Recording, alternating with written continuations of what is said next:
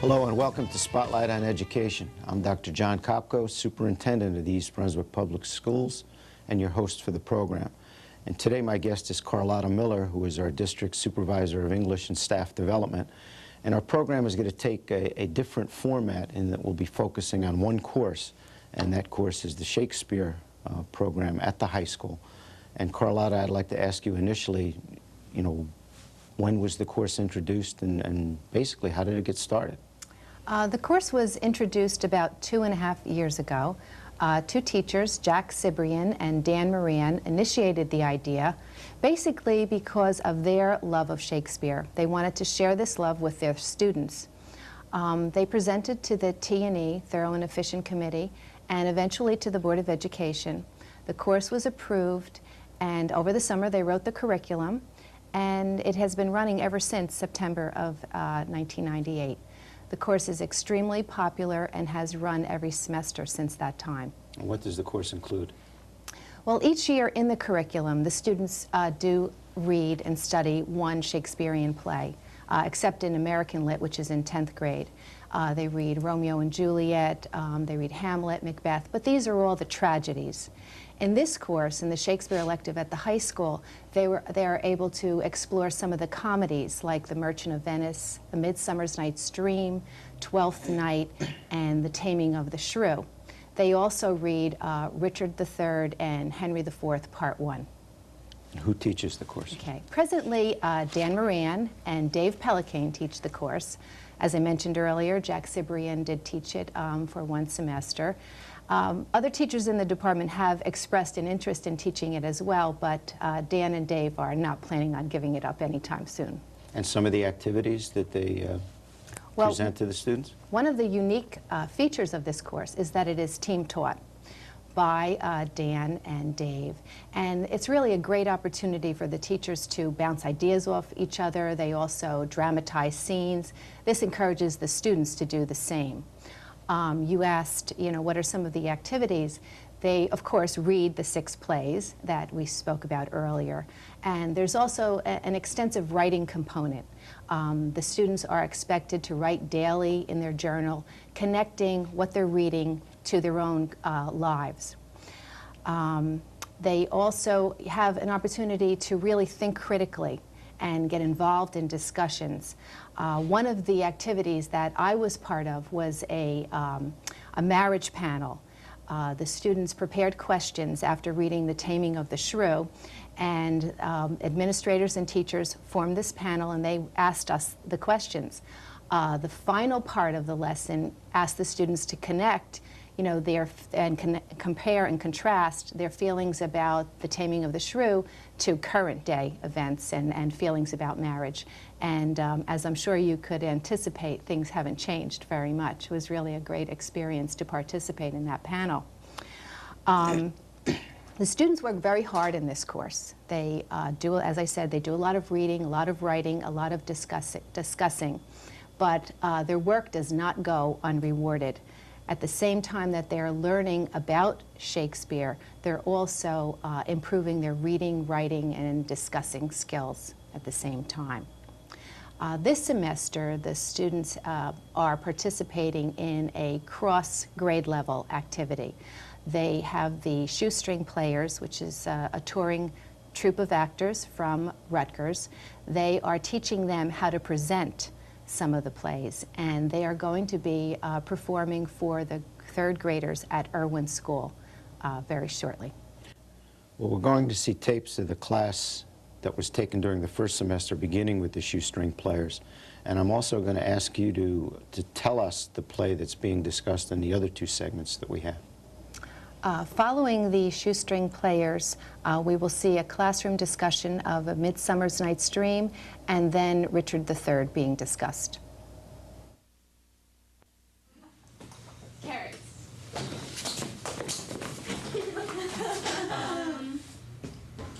Broccoli. You kidding? I still took your chair. Carrots. How is it like a play, or how is it like being in a play? You can answer either question or both questions. just a game, but how is it like a play or being in a play? You have to respond quickly. Yes, you have to respond to your cue, absolutely, right? Okay. You have to be aware of other people around you. Bingo, sure. You have to be able to think on your feet. Yes, you must make snap decisions. Mhm. At times you can be a little goofy.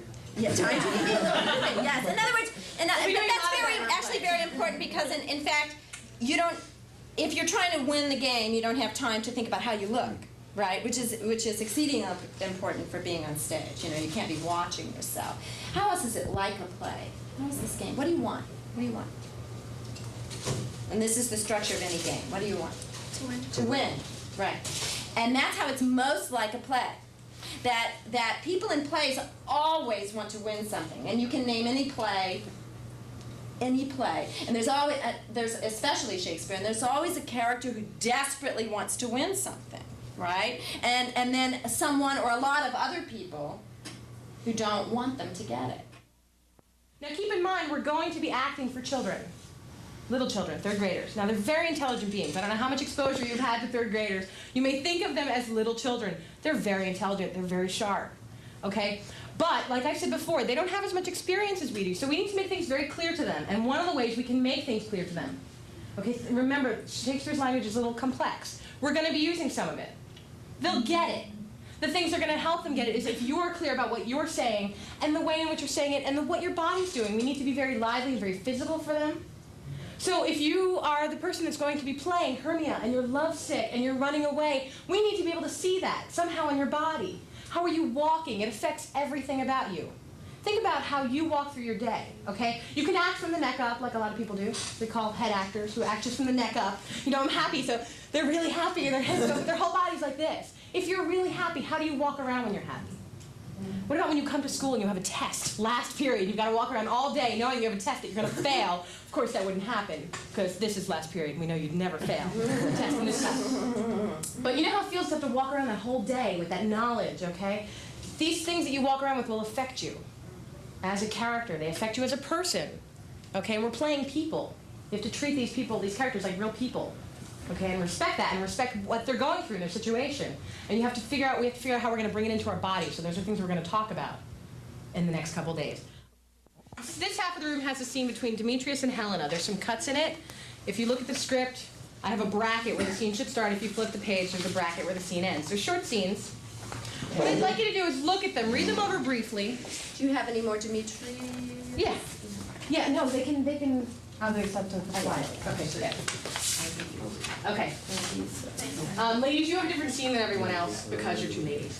You have a boy-girl scene. We're going to have you read them over in a minute, okay? And I want you to look for these things in the scene. Okay, you probably already know their relationships, but who has the objective? Who's the please and who's the no? Who's asking for something? Who wants something? And then go through and look at what they're saying, yes. Yeah, and I'm saying, why are you doing that? You're definitely pleading there. You're like, I'll do anything, and I'm like, why? What? I'm almost like it's something like, what did I do to deserve this? I'm not even nice to you. Why are you being like this? Because he says here, you do impeach your modesty too much to leave the city and commit yourself into the hands of one that loves you not. Like, you're pretty stupid. Okay, what we're going to do now, remember we talked about the woods and Athens and what it's like to be in the woods. Well, first of all, what is it like to be in the woods? We talked about it, but real quick. Keith, what's it like to be in the woods in this play? Well, last night I was saying how it's almost like kind of a dream state, you know, it's fairies and everybody's, you know, all lovey-dovey and, you know, it's almost, you can't even believe it, kind of, because people are being changed into donkeys and, you know, fairies, donkeys, it's unbelievable. Absolutely right. It's unbelievable. It's dreamlike, strange things are going on. Exactly the opposite of? Athens. And what's it like in Athens? You can just yell it out. Good. Yeah, so we know. It's like school. Yes. Like yesterday, Yesterday was the woods. Everyone's sitting there circling. I was like, ooh, this is like the woods. I'll be broccoli. I'll be whatever that would. And we walked around and did that thing with your nose and everything. Then, of course, today everyone's like, oh, back in Athens, got your books, got your notebooks, write this down. So what we're going to do is we're going to look at, now, the woods is the woods, but some people adjust better than others to the woods. Who do we see who adjusted great to the woods and the world of the woods? Raise your hand if you know. There's somebody who did it great. He was Who does it the best in the whole play? Yeah, Shana, who was it? I think it's Lysander. Oh, well, Lysander. He did, maybe not the best, but he did it well. Why did he do it well? Because the first night that he was there, he was like ready to be like out of rule and everything. Yeah, right? He was ready to be natural. Yeah, natural with Hermia. Yeah, so definitely he adapted very well. Hermia, we saw, didn't. Who else, Rob? Bottom. Yeah, how come he adapted well? Because he was too stupid to realize otherwise. Because he. Stupid. Well, no, like he doesn't really like he comes in the woods. He gets turned into a donkey, and then like. Yeah, but he's just like, oh, I'm a donkey. Okay. Is he an ass? Is that why he gets that head? Or, yeah. Well, I think he's oblivious to Titania's advances. Like, I don't think he's stupid in general. I think it's just he really doesn't notice her. He doesn't notice her because why doesn't he notice her? What is it then? If he's not stupid, Yeah, what is he doing instead of noticing her? Yeah, It's he very notices a lot of telling. things. Remember, he's like, oh, Mr. Cobweb. Yeah, oh, man, Mr. pleased to make Peasley. your acquaintance. What the? Go ahead. He's really accepting of everything. Yeah. Everything comes to him, and he's like, okay. Absolutely. He's a lot of times he's the guy I wish I could be. Yeah, all right, I'm an ass, no big problem. deal. Right, I'm going exactly. bald, who cares, whatever. Think about how many times you fly off the handle for things, or stupid things, everything, right? People come in, oh my God, my car broke down, and oh my God, this, that, oh, I got an ass head. Oh, that's no problem, right? He's the ultimate naive character. Like, Yeah, but he's very likable for that, Yeah. too. Who doesn't adapt well to the woods? Couple people, and we're gonna split up and think about them right now. Who doesn't? Amy, one person. Hermia? Yeah, why not? Because all the bad things happen to her. Like, she has someone and she loses him because of the woods. Yeah, and she's not very accepting of that, and you're gonna look at specifically in a second why. Who else? Another person. Who else, Jen? Yeah, why not? Because even though Demetrius and Lysander start following her around, she's like, oh, this can't be true. Yeah, she doesn't believe it. All right, so what we're gonna do, well, girls do Helen? Yeah, All right. sure. Girls are gonna get up and come to this side of the room, we're gonna sit here. Guys are gonna get up and go over to that side of the room and sit there with Mr. Moran. Give me a real And- quick thing. Yeah. Guys come with me. Okay. Girls, we're gonna look at Helena and what she says around 145, and we're gonna try to figure out how she is still stuck in the woods. Guys are going over to line 45, and you're gonna try to figure out how Hermia, still stuck in Athens, I'm sorry. Still stuck in the city, even though they're in the woods, so. Not of noble sort, would so offend a virgin, distort a poor soul's portions, all to make him steward. Very good. What's going on? Why is she still, what's going on in her brain? What is Hermia She thinks they're making fun of her. Yeah, right? She thinks they're making fun, and she says words like counterfeit and stuff. How is this still like city? She says, and what is her... You guys, we don't even have to raise your hand here. 'cause we're- Everyone look at 268, bottom of the first column. Right? This is Demetrius is following her through the forest. He keeps saying, love me, just like he's been going through since the beginning of the play. Look what she says about line 45. She says, now I but chide, but I should use thee worse, for thou, I fear, hast given me cause to curse. If thou hast slain Lysander in his sleep, being o'er his shoes in blood, plunge in the deep and kill me too. The sun was not so true unto the day as he to me. Would he have stolen away from sleeping Hermia? I'll believe as soon this whole earth may be bored, and that the moon may through the center creep, and so displease her brother's noontide with the antipodes. It cannot be but thou hast murdered him. So should a murderer look, so dead, so grim. And then he begins his rap there, right? Now the question was, how does that show you she's still stuck in Athens? What's one thing we said? Huh, John? She doesn't believe that that Lysander walked away from her in the middle of the night, and she believes that Demetrius has killed him already. So she instantly assumes a murder has taken place. Now, how is that proof that she is still stuck in Athens? He's not here. He's dead. You must have killed him. You look like a murderer. Huh, Keith? Well, we were saying that like death never happens in the woods. Right. Nobody dies in the woods. In these woods. Right. In these woods. Right. People die in the outdoors. People fall off of cliffs when they're rock climbing and stuff. But nobody dies, whatever that means, in the woods in a midsummer night's dream.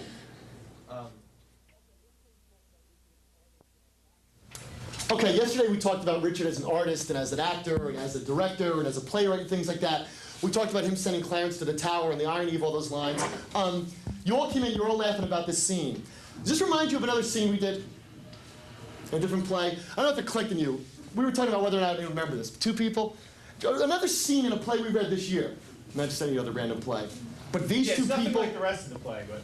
Going back and forth, Amy? Oh. Petruchio, when he's talking about what he'll do with Catherine. Yeah, well that's true. That's at the end. He's saying, if she howls, then... Right. That's what he says. That's what Richard says at the end. I'll have her, but I will not keep her long. How about Richard and Anne?